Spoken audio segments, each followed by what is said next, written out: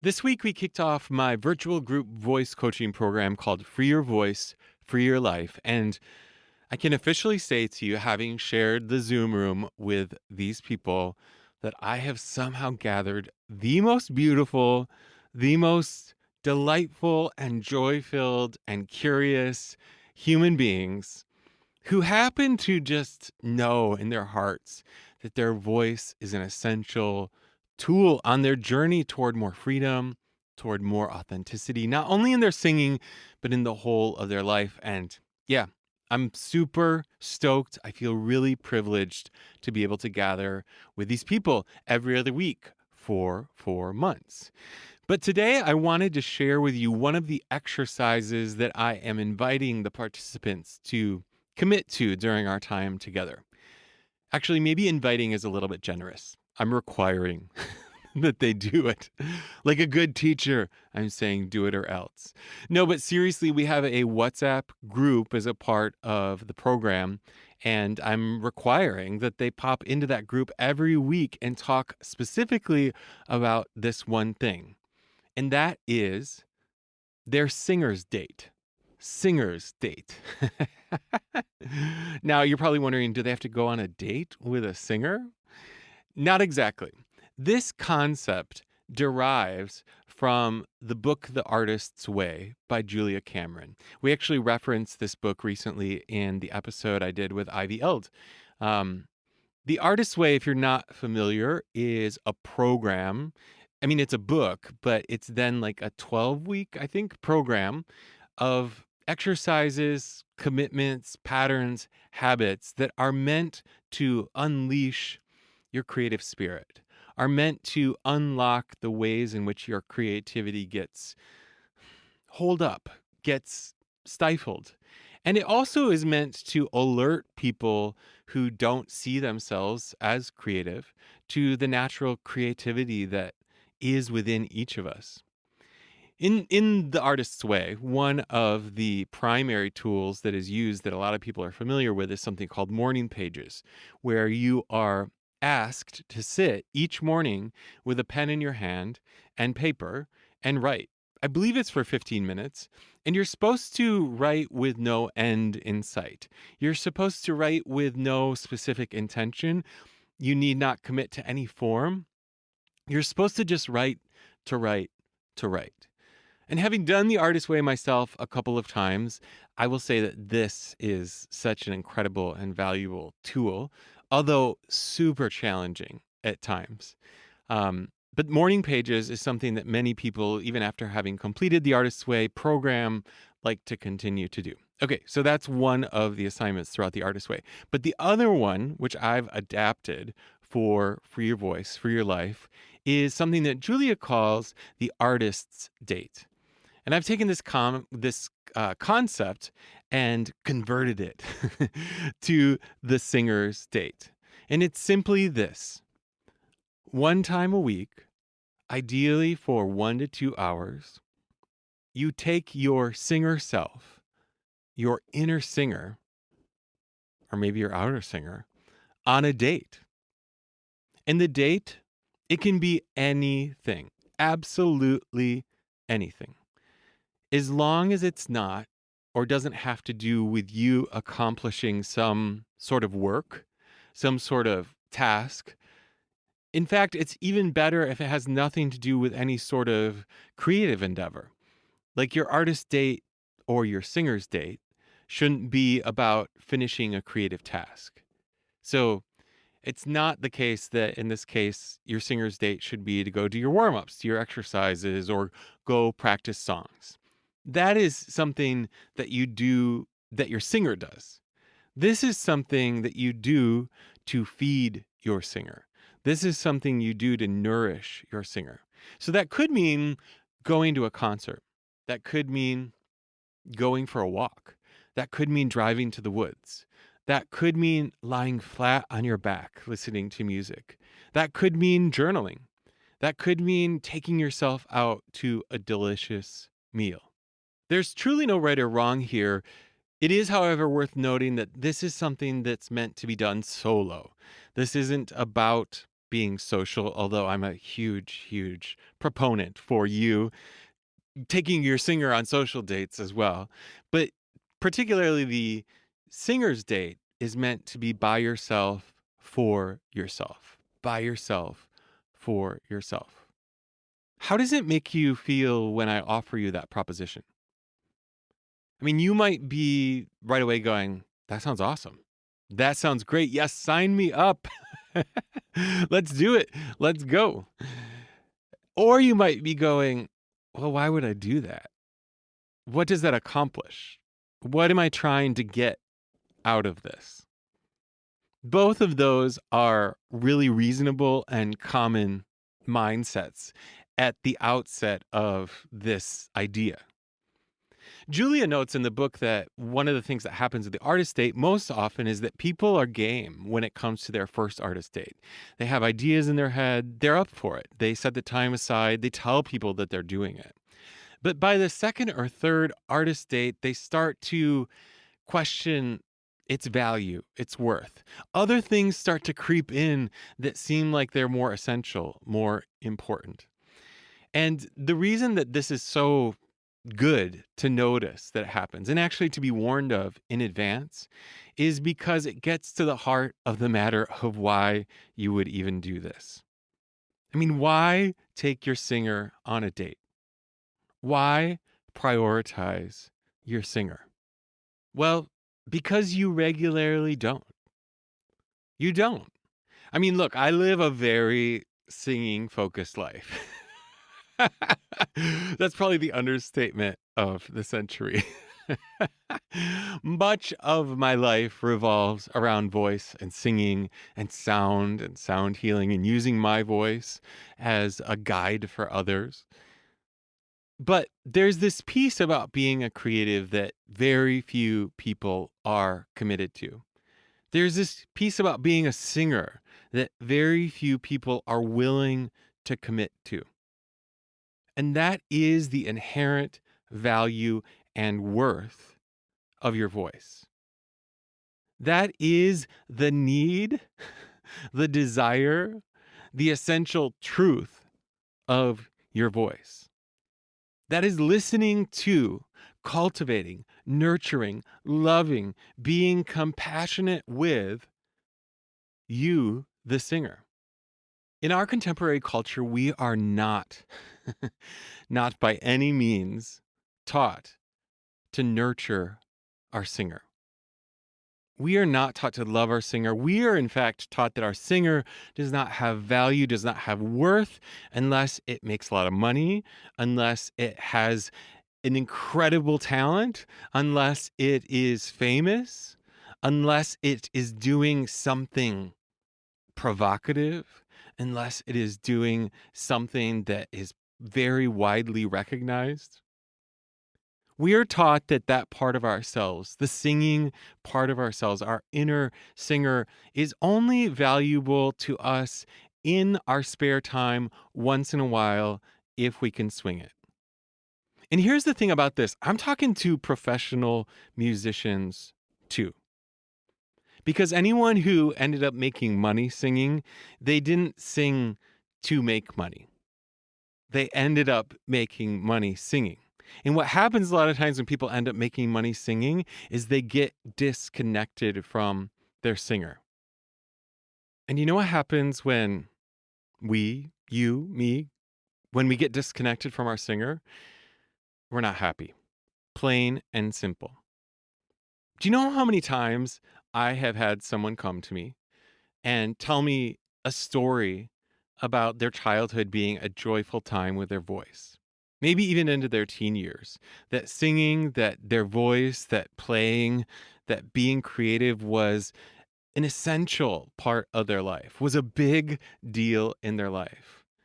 And then somewhere they got the message that unless they could monetize that, unless they could be strategic about how they were using that, it wasn't then worth continuing to pursue. And so what did they do? They followed the path, which is what we all do. We follow the path that we feel like we're supposed to follow. We want to do right. We want to set ourselves up for success. Nothing wrong with this. It's just how it goes. But then what happens? They get further down the path and they go, ooh, this is not it. This does not feel right. I have to get back to me somehow. I feel lost in this. This story isn't playing out in the way that I thought it was going to. And you know what they do then? They sing. They want to sing. They try to find ways to sing. They try to get back to their singer. And I love this. This is where I meet people so often. And to me, it's just a really thrilling place to encounter someone, because this isn't just about getting back to their singer. It's about feeling like the wholest version of themselves. Recently, I got an email from a current client who had what I could best describe as a spiritual experience with their voice. This person will know who they are as I speak about them. But they had this experience listening to someone else sing, playing with their voice, and then feeling this life-giving energy, this sort of awakening from within that they too were supposed to share their voice in front of others. And the immediate reaction to this was to just be overwhelmed with excitement and joy, but then also to follow this up with great confusion, because this person had never allowed themselves to truly think like this before. I mean, what would they sing? Where would they sing? How does this even play out? They're supposed to sing in front of other people, but they haven't done that in this way before. And so my response to that email was just a big ol' affirmation. Like, yes, of course. Of course you're supposed to share your voice. I mean, inside I'm thinking to myself, how do you not know this? How are you just realizing this? Of course you're supposed to share your voice. Of course. But at the same time, I recognize that we come to these deep knowings about ourselves at the perfect time in our life, at the time that we're actually able to hold the information, at the time that we're actually able to respond to the information. When we know it is when we're able to see it clearly. And when you see it clearly, you can't help but take action. You can't help but move forward.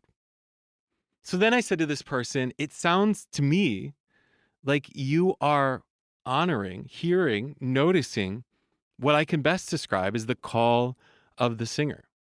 The call of the singer. Now, I think that this phrase is mine. I haven't heard anyone else refer to the call of the singer. Get ready for my very first book title. No, but seriously, I wonder when I say that, if you hear me say it, I wonder how it lands with you. Is it something that resonates? Is it something that you feel? The person to which I said this to via email responded back to me basically like, I don't know what you're talking about. Is this a thing? What are you talking about? Can you explain more? And so when I was thinking about sharing with you this idea around the singer's date, I couldn't help but bring into this broader concept of the call of the singer. Because in some ways, they are one in the same. The you that will take your singer on a date is the you that will honor the call of the singer. Now, remember, like Julia told us, your singer's date might sound like fun until life creeps in, which happens really fast. It happens like within a week, where suddenly obligations, suddenly requirements, suddenly things that happen in the loop that you keep living in, they present themselves in a way that says, this is not worth your time. This is not the most vital thing for you to do. There are more important, more productive things to do. There are things that you can do where you will walk away feeling like you have accomplished something. Now, I suspect that a lot of this has to do with capitalism and patriarchy and a lot of the old bullshit narratives that we've been given. And I don't think it helps that social media asks us to keep sharing in a way that continues to be more and more performative, that continues to not give us the space to actually explore where it is that we are. But I also think that within each of us lies this deep knowing that if we can muster up the courage, the best thing to do, the right thing to do, is to cultivate this inner sense of self, this inner knowing, this inner singer. And I think that the courage that is required of each of us to do this is what we speak to when we're speaking about the call of the singer. It's hearing the voice that was loud and clear when you were young, not asking it to keep being quiet, but rather asking it to speak up, to say what it needs to say, to sound like exactly what it sounds like right now because there's truth and value in that, to really allow itself to be heard, to really allow yourself to be heard. Now, the call of the singer does not have a specific outcome. And at any point in any of our lives, we thought it did. You thought it did. Full disclosure, senior year high school, in my note that I wrote, I forget what the whole premise was, but you were supposed to write something about your future or something like that. I wrote that I will sing on the stage of the Metropolitan Opera in New York. And you know what? At that moment in time, that was very much a belief that I had. And it was very much at the time what I thought the call of the singer meant, is that I would have success as an opera singer. But you know what? Then life happened, like a whole lot of life happened. And it was confusing. And it really broke apart my understanding of what the possibilities were.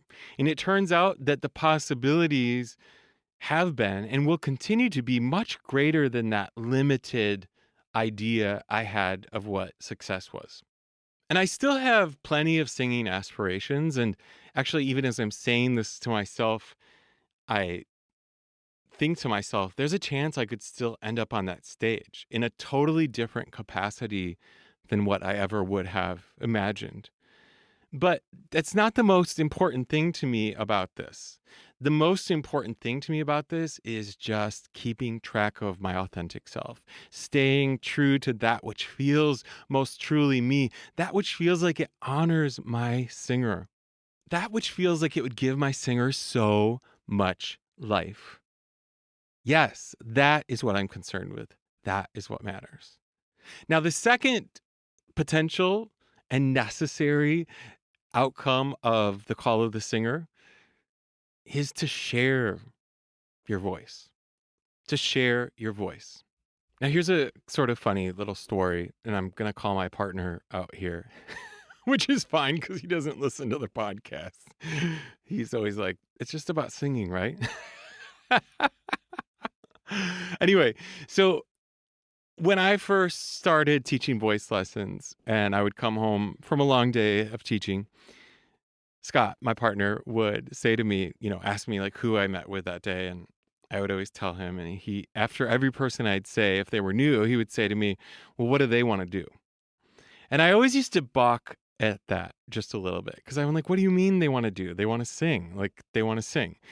And I do think that was sort of a funny little conversational quirk that he had, but I became very resistant to any conversation around that because I had plenty of people that were coming to me because they wanted to explore their voice as a means of personal growth, personal development, healing, expansion.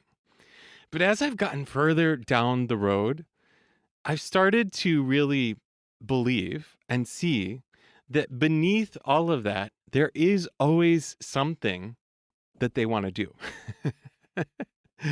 And you might feel in me saying that some real tension. You might feel a desire to balk at me right now or feel defensive. There's nothing I want to do. I just want to use my voice. I just want to play around and see what happens. Which, again, where you are right now, that very much might be true. But if you're really honest with yourself,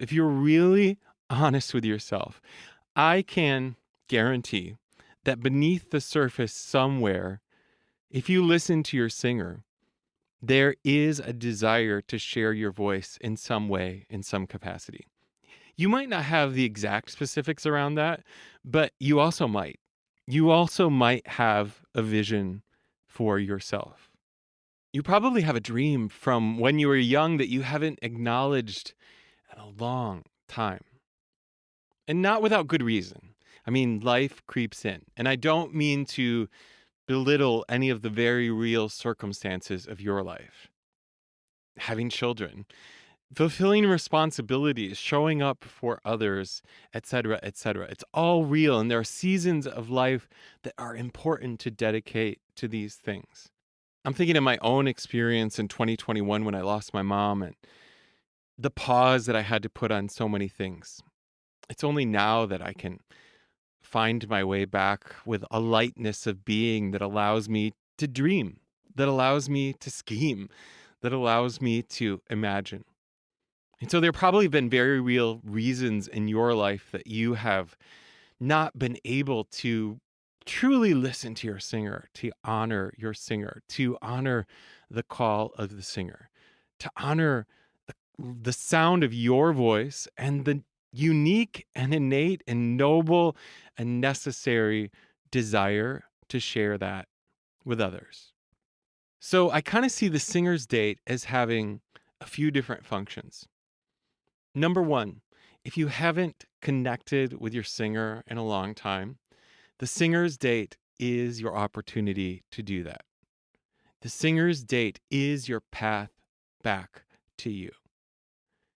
For no other reason than your singer is valuable, is worthwhile, deserves love, deserves compassion, deserves care. It deserves to be known that it is there. It deserves to be seen. It deserves to be heard. Your singer has value. Your singer has worth, and you need to show it that. But if you are singing, this is a piece of maintenance.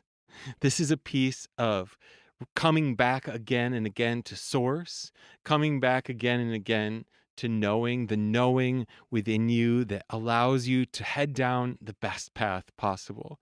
There will be so many reasons, ideas, situations that want to pull you away, distract you. Taking your singer on this weekly date is a way to stay connected to you. Stay connected to you. And then the last thing is this singer's date, it's about a dream. It's about an idea. It's about a possibility. It's about imagining what it is that your singer can actually do. This is about feeding your singer so that it has the capacity to grow, so that it has the capacity to get bigger and bigger and bigger and come out from that small space within and just make its way into an integrated part of the whole of your life. So just like my Free Your Voice, Free Your Life cohort, I'm going to challenge you to take yourself on a singer's date. I've been doing this for a long time. Just the other day, I went to the Art Institute here in Chicago. I put my headphones in and I wandered. I wandered for 2 hours. And I didn't spend any more time at a painting than I wanted to. And the ones I really wanted to spend time with, I sat down right in front of. I just sat on the bench and I stared at them and I listened to whatever was playing through my headphones. And then whenever the intuitive urge was within me, I got up and I walked. And you know what happened after that? I didn't go home. My singer wanted to go on a longer date and I had set the time aside. So what did I do? I went for a walk in the park and the sun was shining. So you know what I did then? I sat on a bench in the park. And you know what I did then? I called a friend. I called a friend. Crazy that I would take my singer on a date and then feel inspired to connect more fully with the world. Interesting. So, if you have the courage, if you have the willingness, I invite you to join us on this adventure. And if you want to, reach out to me. Tell me about it. Send me an email, davin@davinyoungsvoice.com. Shoot me a DM on Instagram @davinyoungs. Connect with me. Tell me about this idea, this concept. How is this landing for you? How does the idea of the call of the singer land for you? What does that make you think? Have you been honoring the call of the singer? And is the singer's date a way in for you? I'd love to connect with you on any and all of these ideas. And as always, if you wouldn't mind, please leave a review of the podcast. I'd love to get some more reviews going here. Some more current reviews really helps me. And honestly, it's just the way in which I get feedback too. I want other people to know what it is that I'm doing. Actually, one of the members of the Free Your Voice, Free Your Life cohort said they happened across the podcast. So if you're into what it is that I'm doing here, please share it with others. Please leave a review. Please tell others. Please send it as a text message. I want to inspire the world. I plan to inspire the world to follow their voice, to honor the call of the singer, to be so good as to take their singer on a date. Okay, that's all for now. Until next time, peace.